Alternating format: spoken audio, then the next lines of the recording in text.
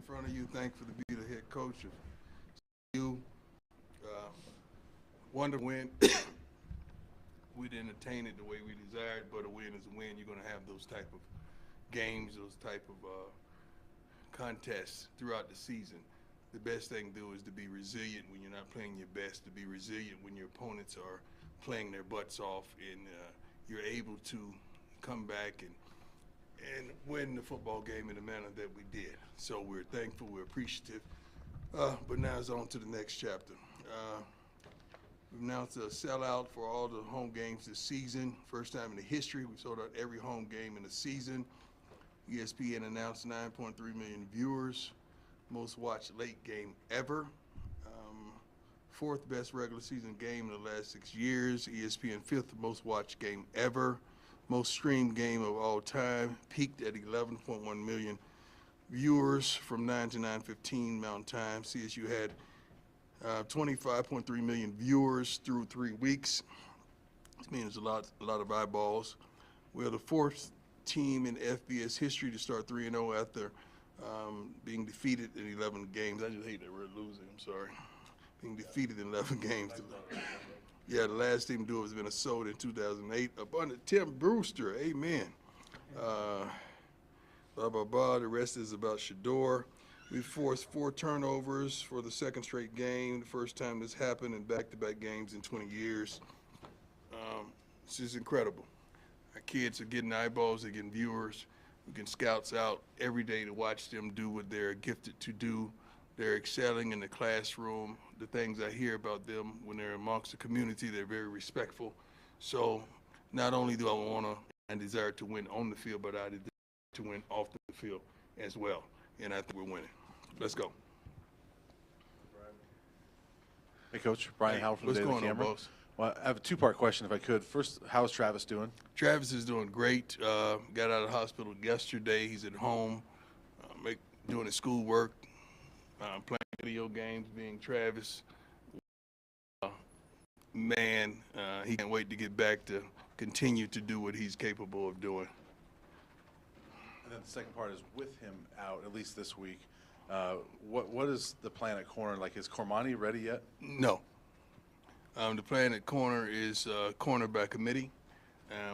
That's why we practice. We're going to see who steps up and takes over that role. What's holding Cormani back at this point? He is. Hey,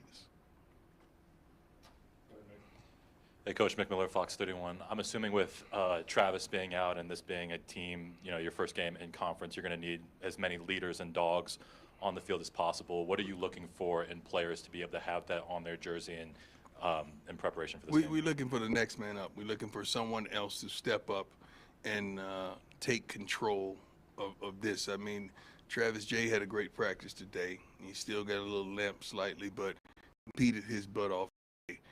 And we have talent. We just got to get the talent to be talented and to do what they're capable of doing.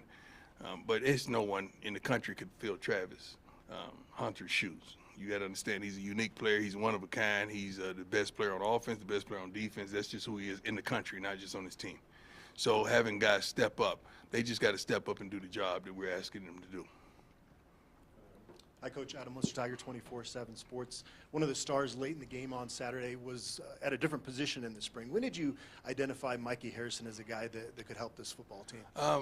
Mikey's versatile. I mean, Mikey's kind of a small tight end and a very large receiver, which don't fare well at times. But he overcomes that by his work ethic, by what he applies to the game, his knowledge of the game, being where he's supposed to be, doing what he's supposed to do, and going full speed at all times.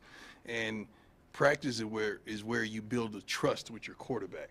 So just being here in the time that he's been here and being able to be on the field and work with Shador, that has created a level of trust that he is found to be dependable in certain situations, and that's what he was. Hey, Coach, Pat Graham, Associated Press. Really quick, just a clarification. With a lacerated liver with Travis, does it change the timetable at all for his return? No, sir. And then my question is, when you look at Shiloh and what he does back there as a defensive back, do you see some signs, some look of yourself, or is he just a completely different player? I never compare my kids to me. That's not fair as a father, and a lot of fathers do that. They want their kids to walk in their footsteps and live their life.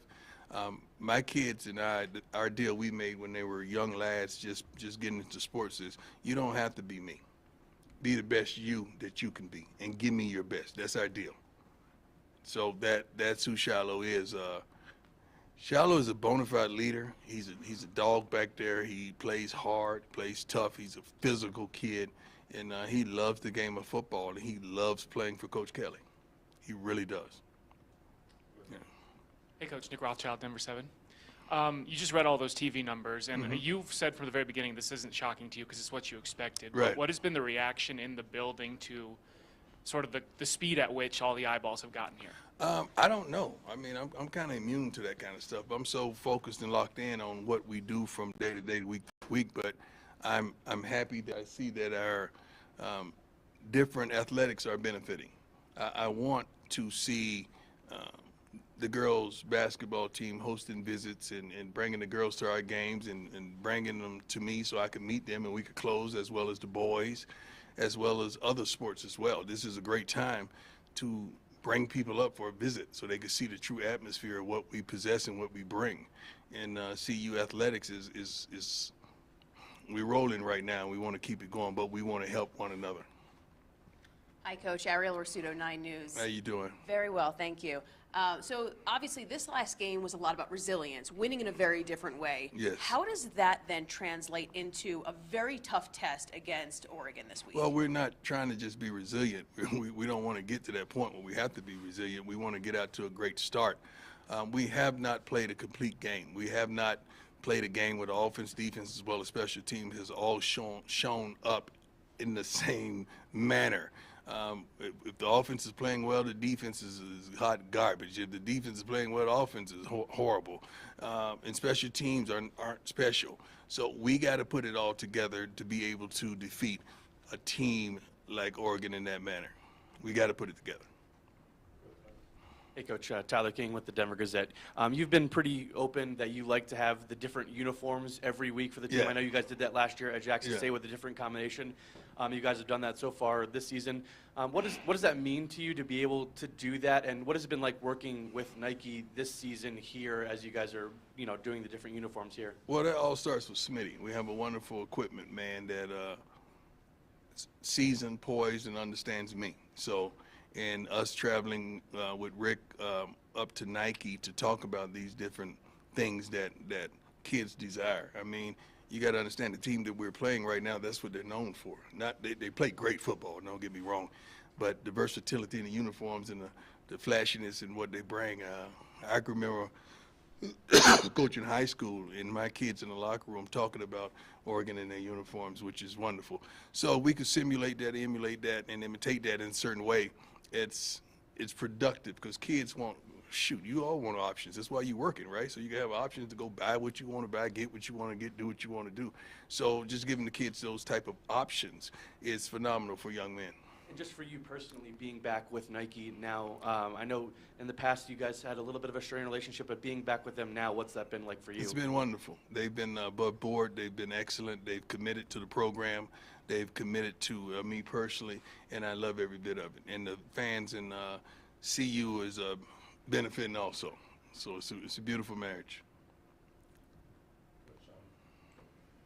Coach Sean Keeler at the Denver Post, two-parter about physical play in that game.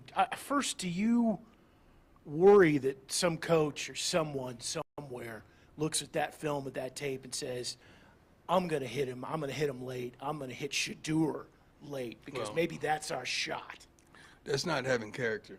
I don't know how you're going to have success and longevity in this game, coaching in that aspect.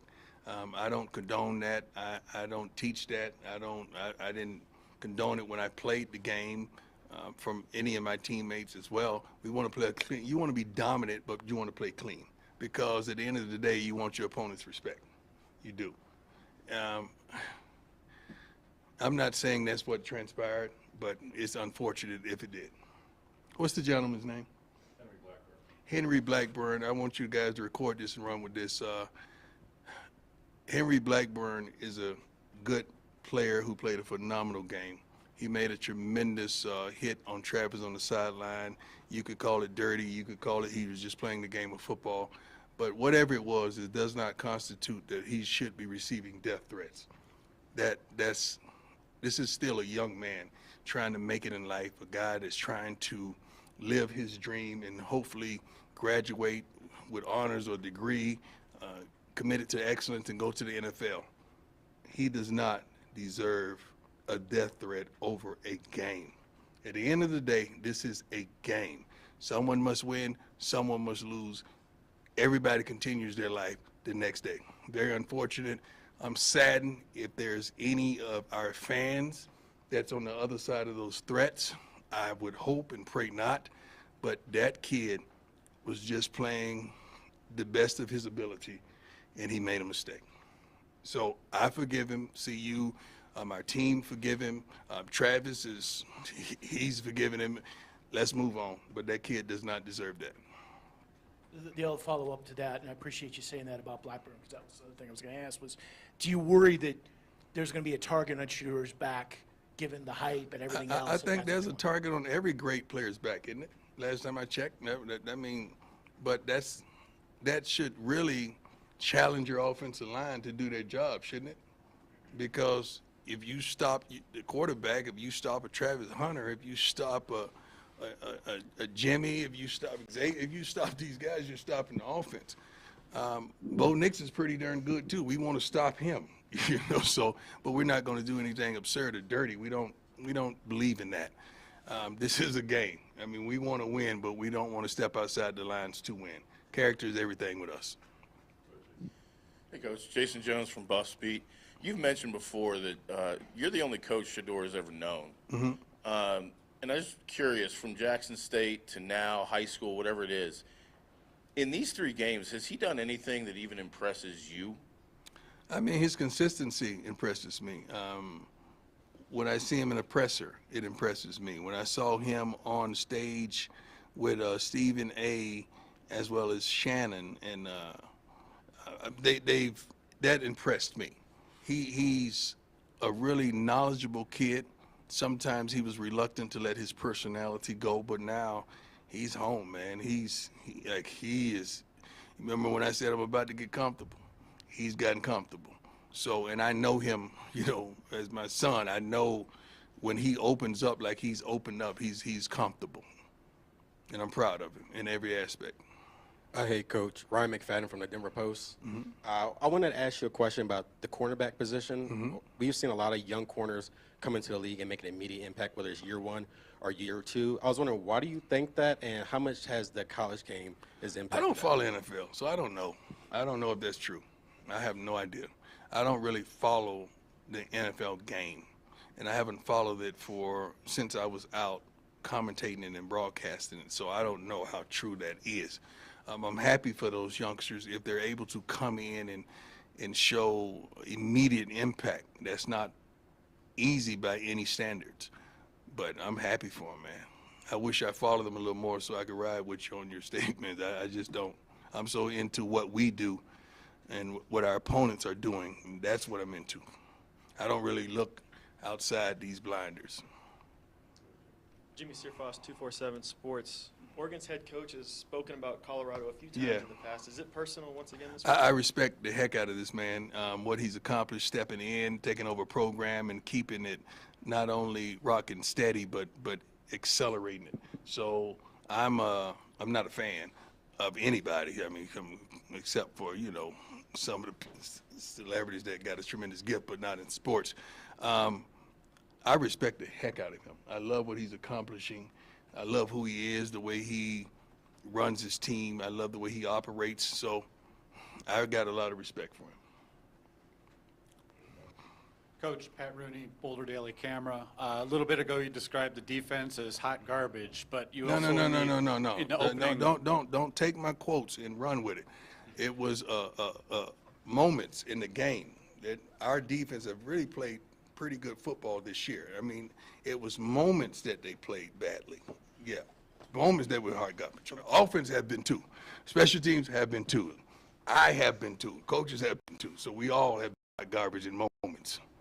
The question then, I wanted to ask about the takeaways. You know, maybe you want improved play out of the defense, but they're still making game-changing plays, and it's guys across the board that are doing that. You know, what do you credit that to? All We the get to the takeaways ball. they've gotten? We practice getting to the football. We practice a certain physicality. The way we practice is normally the way you play. It's hard to practice soft and then go out there and play hard, you know, and vice versa. But I attribute that to the way we attack when we're on the field. When we're not playing well, that's one guy blowing a coverage, one guy not carrying the receiver, you know, in the seam, one guy not being in his zone to carry that crossing route. It's always one guy just doing his own thing instead of having a unity of 11. That's what makes us hot garbage. One guy. Coach, we talked about the slower starts the last couple of weeks. Yes, sir. I was just wondering, do you believe any of that is attributed to balance of the offense, run versus pass? No. And in that vein, No. do you expect Alton McCaskill back this weekend? We took off his yellow shirt today, so he's practicing. He's able to be hit. He's ready. I feel like he's ready. I don't care what the ratio is run pass. I really don't. I care what the ratio is on the scoreboard. That's what I care about. I don't give a darn what run pass. I just meant more in relation to the slow starts. You were saying after the game that you couldn't figure it out. I don't like us to run the ball just for the sake of the ball. It's a 2-yard loss or a 1-yard gain. I don't believe in that. Everything you do in life should have a purpose. Let's be purposeful when we do things, not just do it just to do it. Last one, go ahead, Ryan. Hey, Coach, Ryan Koenigsberg from DNVR. You generally have a pretty aggressive approach when it comes to fourth downs and stuff like that. Just curious where that philosophy came from, and if you like to coach those moments from your gut, or lean on something else. Gut. Believe in it's what your team is doing, what your team is showing you.